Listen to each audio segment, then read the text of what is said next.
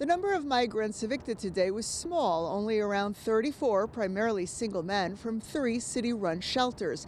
Yet they represent the beginning of a policy that the city announced last November, but repeatedly delayed because of the winter months.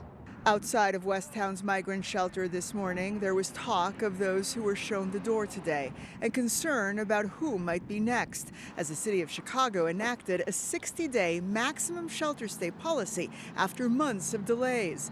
Designed to open up shelter space for new arrivals, the new policy will see 250 migrants evicted by the end of March, over 2,000 by the end of April.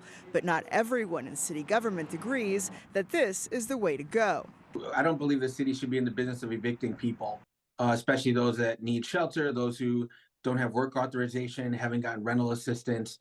Exempt from eviction, at least for now, are families with children who will be able to request up to 3 30-day extensions. Those with certain medical conditions or a recent exposure to measles will also be allowed to request an extension.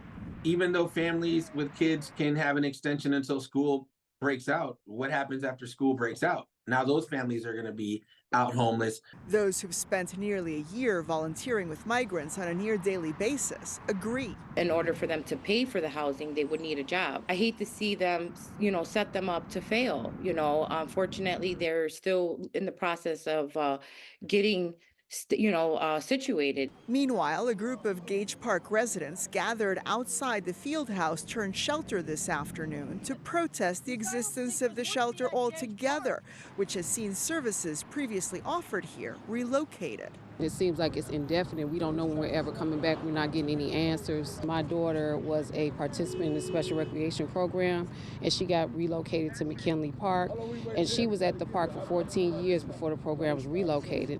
Those evicted and unable to find alternate accommodations are not without options, however. The city saying that they can reapply for shelter space by coming to the South Loop landing zone, which is where all migrants must pass through when first getting to Chicago. Watch breaking news on YouTube. Subscribe to ABC7 Chicago Eyewitness News.